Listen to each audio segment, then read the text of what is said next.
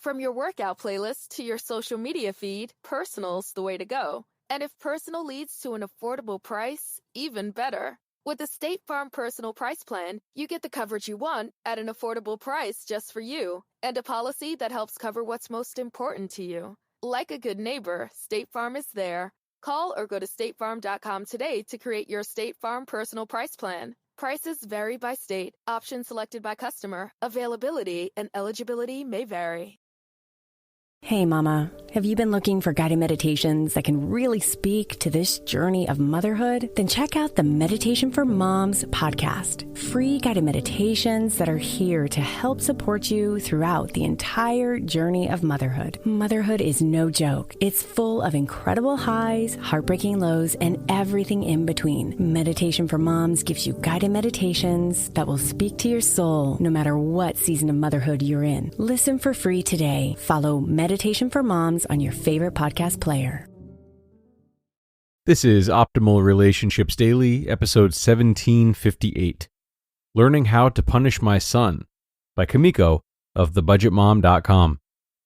Hello, everybody, and welcome back to another parenting episode here on ORD with me, Greg Audino.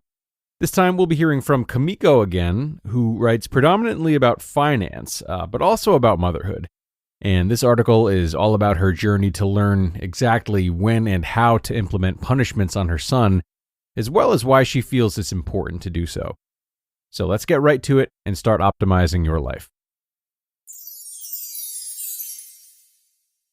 Learning How to Punish My Son, by Kumiko of thebudgetmom.com. I've always struggled with this topic from the moment my son was born. When my son was a baby, the thought of letting him cry it out when I put him to bed broke my heart. I learned early on that I was not that mom. I was the mom who rocked her son to sleep, regardless of how long it took. I was the type of mom that sat outside his room when he was a year old, listening for any sound that indicated he needed me. But as time went on and my son grew up, I found myself being more open to the thought of letting my son cry. I've always struggled with discipline when it comes to my beautiful son, James. Even when I knew I should punish my son, I still caved and showed him love and patience. When I should have sent him to his room for backtalking, I always found myself going in his room a minute later to tell him I love him. Part of this was due to me feeling guilty, but mostly it was just because I didn't want to see my precious son cry. I hear all the time from people who don't have kids say, if I had a son and he did this or that, I would spank his butt or send him to his room.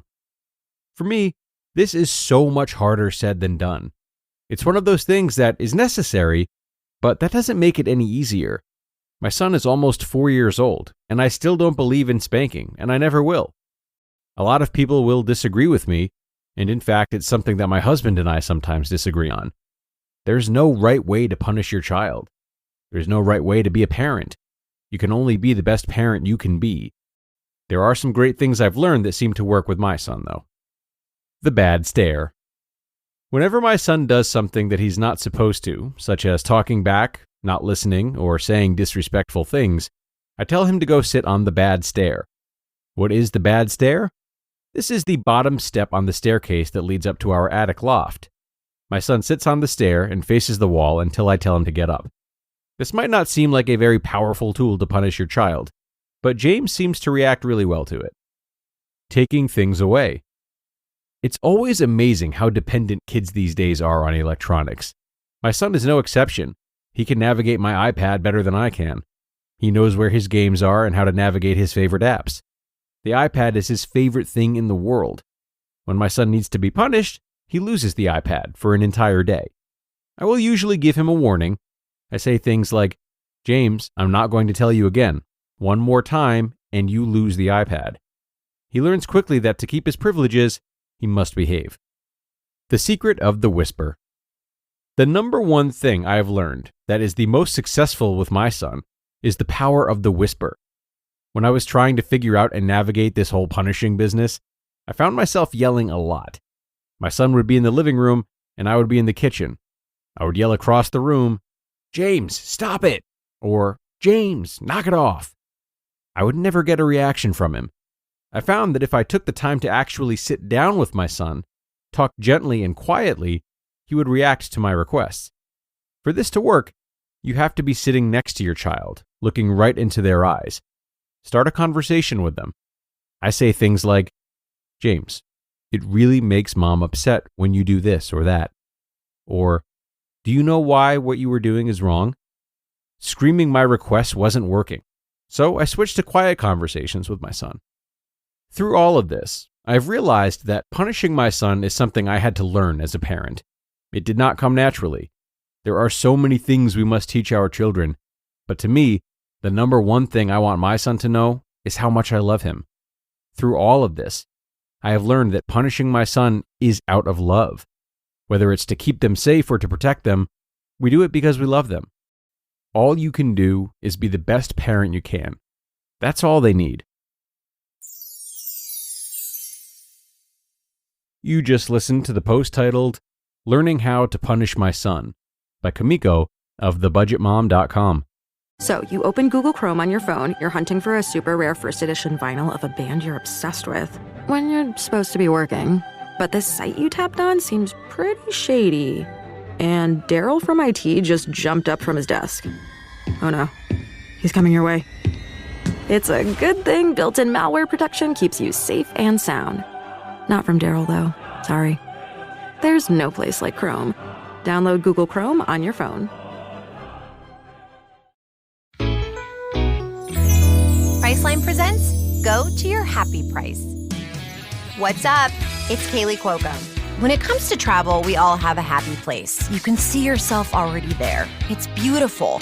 It might be sunny and sandy for some, neon and urban for others, deserts or rainforests or hiking trails. With Priceline, you can get to your happy place for a happy price with deals you really can't find anywhere else. Like up to 60% off select hotels to Costa Rica or 5-star hotels for 2-star prices in Cabo. Go to Priceline.com and travel to your happy place for a happy price. All right, see ya. I'm off to Miami. No, actually, wow, look at that. No, I'm going to Hawaii now. Ooh, Cancun looks nice. You know what? Belize looks pretty nice this time of year.